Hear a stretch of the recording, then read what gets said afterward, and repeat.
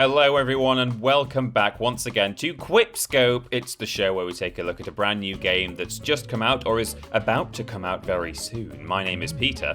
My name is Ben. And today, Ben, we are talking about Persona 5 Strikers. That was Liquid. Confidant rank raised. It's got a foot like a Persona engine.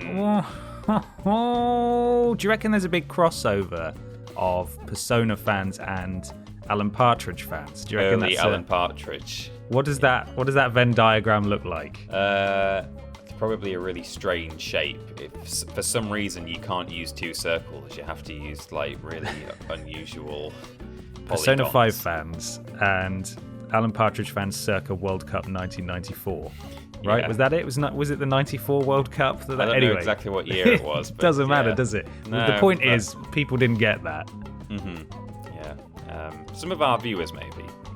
Maybe. Fans of Alan. But in any case, Ben's been playing the new Persona 5. I mean, it's sort of a new Persona 5, new Persona game, but not, in that it's essentially an expansion or a new build of Persona 5. Is that right? Tell us exactly what this really is, Ben. I will tell you, Peter. So that Persona 5 game came out in 2016, took the world by storm. Everybody loved it. 2016 in the West, I should say. It came out, I think, the year before in Japan. And it's a similar situation here, where this actually released in Japan last February. Yeah. And now it's coming out here on the 23rd of February this year. Fortunately, we got a copy early, and I have played not much. I've played about an hour. And so here I am, ready to talk to you about it. But basically, it is set 6 months after the events of Persona 5. It is not a sort of turn-based tactical RPG combat, like it was in Persona 5. This is a hack and slash, essentially. Oh. It's developed by Omega Force in collaboration with P Studio, the people behind Dynasty Warriors, and I think they've also adapted various other franchises into this sort of form as well. So it looks like Persona 5, and it sounds like Persona 5, and it plays like Persona 5, but then when you get into the combat, you're able to run around all over the place and hack and slash and shoot guns on the fly, and it's all real time, and you feel super duper like these Phantom Thieves seemingly have graduated from only being able to attack one enemy at a time, and now they can take out entire crowds in like one hit. Wow. Oh, that's great. See, I'm not that clued up on this game, and I knew that it was new content in some way, shape, or form, but I assumed it played very much the same. A bit like how Miles Morales was, like a sort of almost a bolt-on to Spider-Man. Yes. Spider-Man. So that's interesting. So how good is the hack and slash combat? It's all well and good to say that they've added a new combat system, but does it work? Well, in my limited time with it, I've only encountered 2 combat sections so far, and it's sort of, the first one was over very quickly, and then the second one was more of a tutorial, but it didn't really give me enough time to properly get used to it yet. You certainly feel very powerful, but there are, I am actually actively playing Persona 5 Royal at the moment in preparation for this game coming out. Yeah. So there's all the familiar stuff in there. You can use your personas, you can use your guns, you can actually hop up on lampposts and hide and then pop down and, get a surprise attack on people. And you have your health, you have your SP as well for your magic, and you can do all-out attacks as well, but it's in real time. It doesn't cut to some sort of fancy animation or whatever. So yeah, Persona games notoriously, I don't want to say they take a while to get started, but certainly they hold your hand for a good long time before you're able to actually act of your own accord. I was actually quite surprised that I was given so much combat right off the bat, because I thought, oh god, it's going to be like 3 hours of dialogue before I get to any combat. But no, it was actually pretty instantaneous. I did get into some straight away, but it did feel fun. I look forward to actually getting to grips with it, because I have a feeling that, as much as Dynasty Warriors games aren't everybody, or Dynasty Warriors aren't everybody's cup of tea, in that they can be a little repetitive, there is something inherently very satisfying about taking out swathes of enemies and have them all like flip up in the air, and it looks really cool. And so yes, combat experience is limited, but I have a feeling that I am going to quite enjoy it, and it's a very refreshing take on a game that so many people love while still being set in the same universe. Yeah, sounds good. Do they? Is it still very much stylized the same with all the red and black and white and sort of things popping out, like with the HUD? Yes.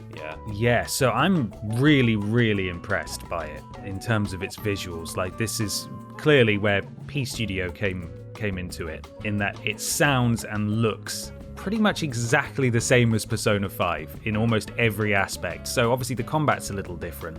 Well, very, very different. Yeah. But in terms of the HUD and so on, it looks like it could have been straight out of Persona 5, and a lot of the assets are just straight up from Persona 5. So obviously the combat in Persona 5 and also in Strikers is just one aspect of the game. You're also, with your group of friends and talking to one another and choosing dialogue options and stuff, and all of it it feels like just a direct sequel, and it is, I suppose, in many ways, but it feels like Persona 5 2 in a lot of ways. And this is coming from someone who loved Persona 4 Golden so much that they desperately sought out more Persona 4, so much so that I actually played Persona 4 Arena, the fighting game, and Arena Ultimax, which they were decent fighting games. I'm not a fighting game fan, but it did have sort of a canonical story set after the events of Persona 4, but it wasn't like, the sort of 3D environments with the actors moving about within it. It was just sort of flat 2D.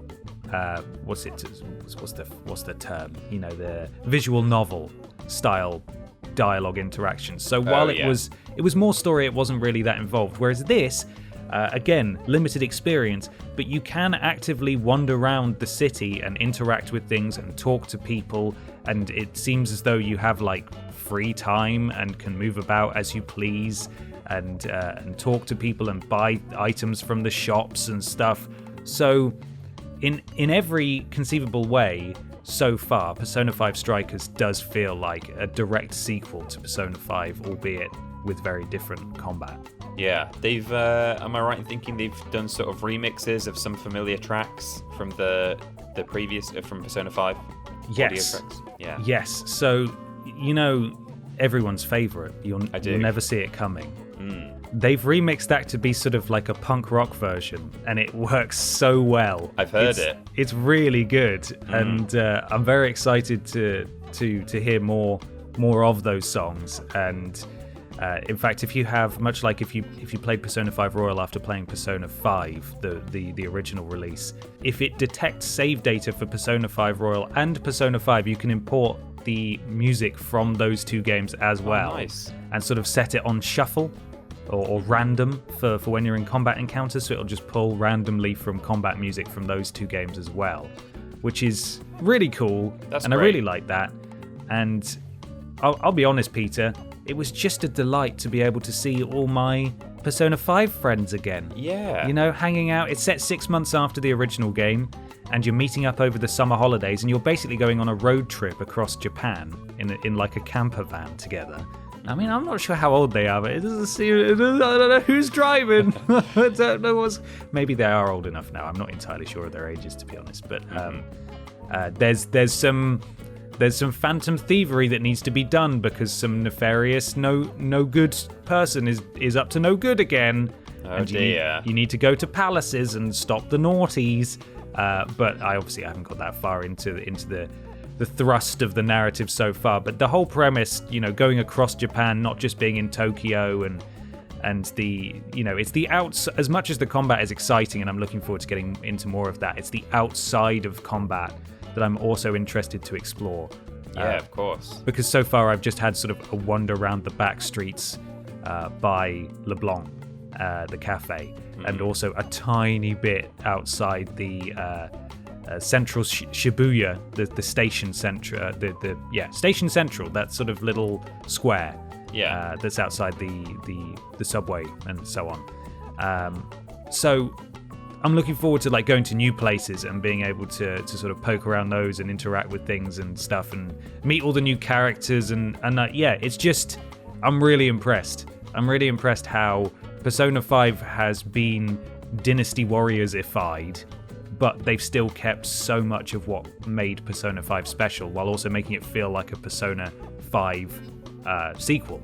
It's a really impressive balancing act. That's what I was going to say, is that sort of wandering around and just exploring the world and hanging out with your friends is as much what Persona 5 was about as the combat, or arguably more so for a lot of people. You know, they just enjoyed the kind of chill vibes of like the rain coming down and that like there's subdued, almost study beat style tracks. And, you know, it's a very chilled out experience. I didn't play Persona 5 myself, but I sat on the sofa and watched it being played, I got as much out of that whole atmosphere as as I'm sure the player did. So I mean, my final question really to sum up was going to be, how do you think overall it compares to the previous one, both in terms of, do you think that they've done it justice in terms of making a quote-unquote sequel, and do you think it's maybe better or worse or the same or its own thing? Or I suppose you need to play a bit more to get a full answer for that. But yeah, it's tricky. It's definitely tricky to say. I would certainly need to play a lot more of it before I can make a call like that. I am currently 42, I want to say, hours into Persona 5 Royal, but which I was desperately hoping to finish before starting Persona 5 Strikers, but obviously the embargo lifts today at the time of release, so I did hop into an hour of it last night.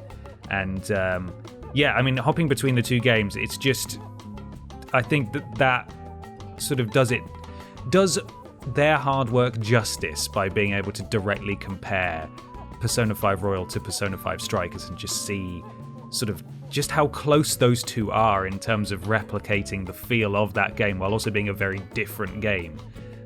So I certainly can't say which one is better than the other, but I will absolutely say that if you enjoyed Persona 5 in any sense, or Persona 5 Royal, that if you're looking for more of that story and more of that gameplay, albeit with very different combat, then Persona 5 Strikers it's an essential purchase. It's certainly going to be for you. Fantastic. Wow. Jeez. Well, I'd say that's about it, unless you have anything else to add. I believe I will be doing perhaps a brief stream of the game when I am permitted to, which I believe will be in the next week or so. So stay tuned to our social media if you would like to see a little bit more of the game played live when that is permitted, and that should be just before release as well. So if you're desperate to see more of it, obviously you could probably go see a whole Japanese playthrough by now. It's been out for ages, but if you want to see some of the English version, then yes, I'll be doing a little stream. But really, really impressed, and I can't wait to finish Persona 5 Royal and play it properly. Yeah.